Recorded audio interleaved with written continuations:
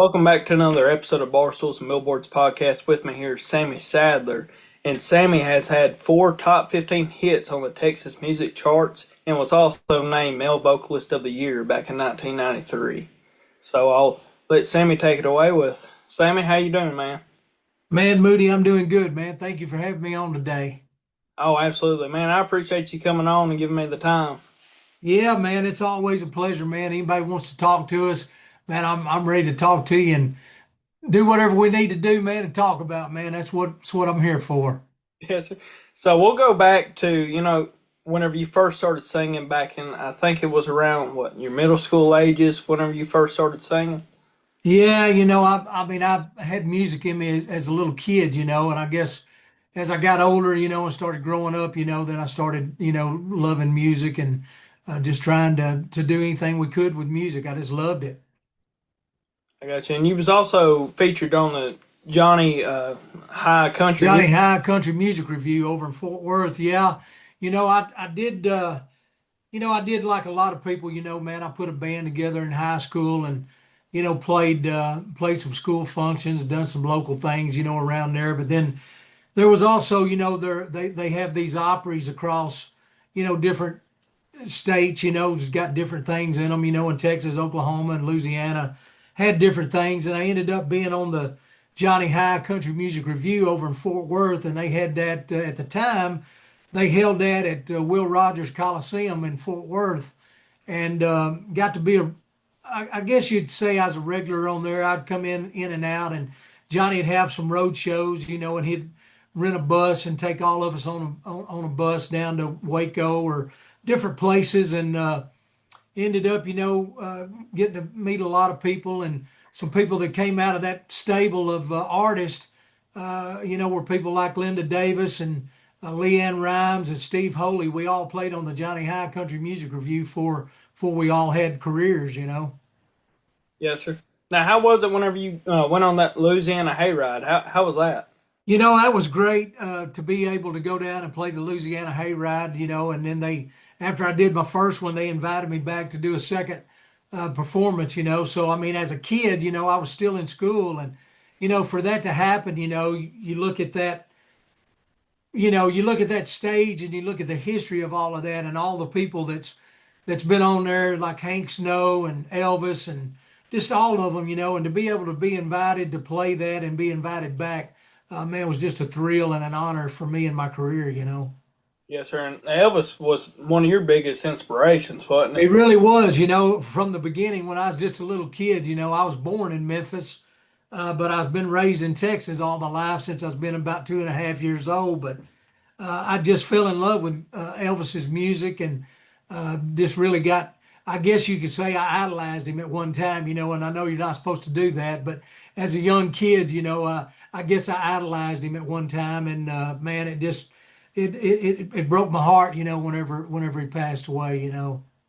Yes, sir. Now, fast forward now to the middle school and the high school years. You moved to Nashville in '84, and correct me if I'm wrong, but the first label you signed with was Evergreen, correct? I did. That was the first label we signed with back in that. I think we signed with them either in the winter of '84 or right in the beginning of 1985. And back in those days, they wouldn't uh, put out albums on you. They would cut singles to kind of see how your singles would do.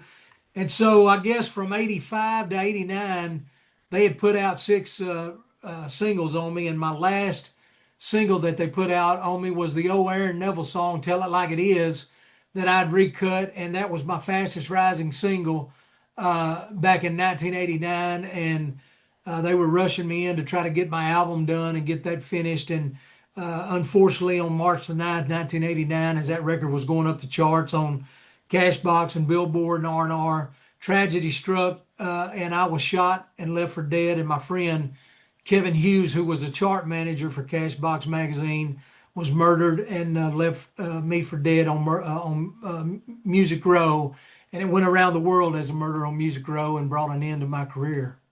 Yes, sir. And was that kind of like an inspiration to that song, or? You know, the people that don't know the story or they don't know the history, you may have heard the song "Murder on Music Row." by George Strait and Alan Jackson. That's a song that they've recorded. But there was an actual murder on Music Row that I survived and my friend lost his life. And it was known around the world as a murder on Music Row. And I really believe that those guys got the idea to write that song off of what happened to myself and my friend Kevin Hughes, who died that night. And if you listen to the first verse into the song, it talks about a man getting away with murder, and the weapon and the fingerprints and all that, and then they turn it to say that country music's dying on Music Row, which that's true and has. But I believe that's where they got the idea to really write that song, is off of what happened to us. Yeah, I'm sure the Nashville we see today was not the Nashville you seen back in the late '80s and early '90s. Yeah, I mean today it's a different world there, and a different to me, and I mean, this is not me trying to knock anybody at all, because there's a lane for everybody. But I mean, today's country music to me is not country music. But everybody's got their thing that they do. But me, if you come see me, or you come out to one of my shows, you're going to hear me doing 80s and 90s type country music. That's just who I am, and I can't change who I am just to fit a style or to fit a format. I've got to stay true to who I am. Right. But you said it ended your career whenever that happened. But you Well, Moody, I mean, I feel like, with a murder on Music Row and that happened, obviously it brought my career to a halt that night. And, it took me 2.5 years to get back up on my feet. I had to go through two major operations and a lot of things. And, I had no idea why this happened, what it was all about. And I ended up being treated as a suspect from the police, and they put a cloud over me and put a cloud over my career. And I just feel like that they hurt me and they hurt my career whenever they did that. I mean, I was brought in to take a lie detector test. They took me to Vanderbilt University and had me hypnotized, which I passed all of that. I never told them anything different than what I knew and what I could remember. And for them to do that and treat me that way, uh, I'll never get over that of how they've done me and treated me. I mean, I've made that very clear. I don't appreciate how the police treated me. I don't appreciate what they put me through and put my family through. And if they made Kevin Hughes's family ever think or believe that I had something to do with that, it breaks my heart to this day. yes, sir. But it took them 13 years, and then they revealed it was a payola scandal, correct? That's what it turned out to be. Was there was some record promoters trying to get to Kevin and pay him money underneath the table to move the records that they were promoting up the chart, and he was an honest guy and he wouldn't do it and he wouldn't take their money, and they had him shot and killed over it. Mm. But fast forwarding a little bit through all that, I hate that it happened, you know, but you was able to reboot your career with Hard on a Heart, correct? Yeah, I'm just thankful that God thought enough of me, Moody, to pick me up and bring me out of all of that and save me and get me a second chance in life. I found out later, because Kevin and I had only known each other about 7 or 8 months, and I found out later Kevin was a Christian and I wasn't at the time. And for God to save me and bring me up all of that and give me a second chance, I'm just thankful that I'm still here and I'm still able to do what I've been left here to do and what I started so long ago. Yes, sir. And was that something that led you to be saved and all that? I just, God has a way of tugging on you. And, as a kid, my dad took me to a Pentecostal church when I was a little kid. And I had that instilled in me as a little kid. But, as we grow up and we get in school and we get in high school, and you know how people do, man, they tear away from it or fall away from church and get away from it. And you go out here and start doing things, and you just don't, you get away from going to church, but that was instilled in me as a child. And as time went on, God, he has a way of tugging at you and getting your attention. And I'm just thankful that God saved me, and I can say that I'm a Christian today and I'm saved. And I'm just thankful that he thought enough of me to save my life. Yes, sir. Absolutely. So that song you rebooted with, Heart on Heart, that was a top 10 chart in Texas, correct? That was a top 10 record and a number one over in Europe. And my good friend Tom Payton wrote that song, and he co-wrote that song with Ed Hill. And it's just been one of my all-time favorite songs. Uh, and Tom has sent me many songs, and I've recorded several of his songs, but that one has to be probably one of the best ones that I love, and a message that kind of tells both sides of it. Sometimes you only hear one side of the story, but this song kind of gives you both sides of the story of how two people feel. Right. And then you also had Always Have Denver with Steve Wariner, correct? I did. Steve was a co-writer on that song with Bill Anderson, and I was fortunate enough to have Steve come in and sing with me, sing background with me on that record, and very proud of that song. That was my mom's favorite song. I lost my mom about 16 years ago, but that was her favorite song, and it'll always be special to me.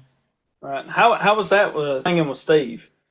Well, we didn't do our parts at the same Oh, time. okay. I'd cut my part, and then we sent it over to Steve to his home studio there at his house, and he sent it back to us and sent me a note. And then Steve and I've opened up for Steve early on in my career back in the '80s, and had the opportunity to talk with him and meet with him several times, and just a great guy, all around great guy. He's a not only a great singer, but a great writer, a great producer. Some people don't know that he's a great painter. He paints a lot of paintings, and he's a very talented guy. And I'm just thankful to be able to call him friend and tell him thank you for everything he's helped me with. Yes, sir. Absolutely. Then you was also able to get up with Ken Mellons and a few other of those guys and do the Taking the Country Back tour. I did. I put a Taking the Country Back tour together back in 2015, I believe it was, and me and Ken Mellons became friends and went out and toured together. And then we brought Jeff Carson out of retirement, and he came out and did some shows with us. And I think after we got Jeff back out there, it kind of jump started his career again. It's so bad that Jeff passed away a couple of years ago of a heart attack. Just a great singer and a sweet guy, and it's just we're gonna miss him. He was a good guy. Yes, sir. Now, what was your favorite moment from doing that tour? What was probably like your favorite city to visit then?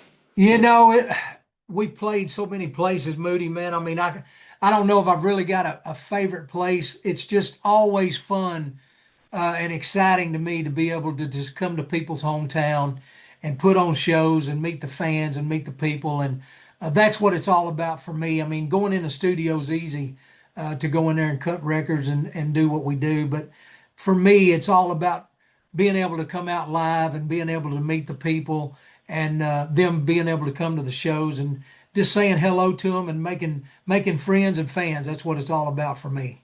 Yes, sir. And fast forwarding a little bit from 2015, I think it was 2021. You wrote a book called A Hit with a Bullet. Is that I wrote that book in 2019. okay? Yeah, that's whenever it came out. It's called A Hit with a Bullet: The Real Murder on Music Row. And if anybody'd like to get a copy of that, they can go to my website. It's sammysadler.com, and you'll get an autographed copy if you buy it there, or you can go to Amazon if you'd like to pick it up there. And if you're not a big reader and you like to listen, you can download it and buy it off on Audible and listen to it there. Okay. How was that experience whenever you wrote that book? It was good and bad, I guess. It was good in a lot of ways and therapeutic, but it was hard to go through it. There's not a day that goes by that I don't think about what's happened to me and what's happened to us and what happened to Kevin. And I've got 100 staples where the staples were in my arm right there. I still carry the bullet right here in my shoulder. So I never get away from the murder on Music Row, and I never get away from what happened to us because I carry the scar and the bullet in me every day. And so it's just something that I've had to learn to live with. It is a part of me, and I just have to face the facts that I'll never be able to part with that. It's always going to be a part of who I am. Yes, sir. So you got a new single that's coming out called "I Can't Get Close Enough," or I'm sorry, it already came out. Yeah, Close Enough, featuring Exile. yes. How was it That's whenever you did that one? Man, I mean, that is one of my all-time favorite Exile songs to begin with. Right. And I think that was a number one for them back in 1987, if I'm correct. And I fell in love with that song when I heard it back then, and it's kind of crazy that for the last 30 years, that's what I open all of my shows with is that song, I Can't Get Close Enough. And I was doing a show, I believe, in Nashville at the Troubadour, and I noticed one of the comments was, oh, this is one of my all-time favorite songs, and it was Sonny Lemire's wife, which Sonny is the bass player and the writer of that song, and it was his wife making a comment on my live, and so her and I got to talking and got to talking back and forth, and I told her about my history with the song, and I said, "Hey, I've recorded the song that's going to be on my new album," and I said, "I'd really love it if those guys would come in and sing with me." And so they asked me to send them the song, and they said it blew them away, and they offered to come in and sing with me on the record. And man, what an honor and what a humbling experience for those guys to make those kind of comments towards my cut, and to have those guys' iconic voices and harmony on the record is just icing on the cake and something that I'll always treasure. A month or two ago, they was playing up in Minor Hill, Tennessee, and I went into their concert and watched them play, and it was a pretty good concert. Man, I tell you, they sound just as good today as they did 30 years ago. Right. And it's ironic, man. Those guys have been together 63 years, and Yeah. that's the original guys, man. And to have them, on the record with me, and to be able to call them my friends is just an honor for me. Yes, sir. Then, how did it feel whenever you was named male vocalist of what was it, Dallas and Fort Worth, or in Dallas and Fort Worth? Yeah, I think they gave me that award back in '93, I believe it was. Man, just, what an honor to, be recognized uh, by anybody. I mean, just to be recognized by anybody and to be say that you're the male vocalist of the Dallas Fort Worth area was just an honor for me. I mean, because there's a lot of great singers and a lot of great entertainers, and for me to be awarded that, I was just thankful and honored that they thought enough of me to give me that. Yes, sir. And something that I like to do whenever I'm talking to, you guys that's, been there and done that a couple of times, is for these newer artists that's upcoming and stuff like that watches this stuff. What's some advice that you can give those guys? Well, just for me personally, I can't talk for everybody. I mean, and like I said, you mentioned my book a while ago.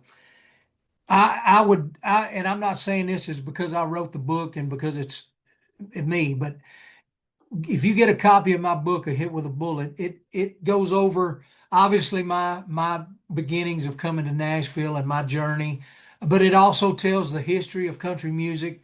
It tells how people's careers are really made in this business and what goes on to have careers in this business. Unfortunately, uh, talent doesn't have much to do with this business. It's all about money and politics, and talent is very, very thin in the makings of what it takes to get into this business. So I would just say, you know, don't ever give up on your dream. Don't let anybody tell you no, you can't do it, because you can.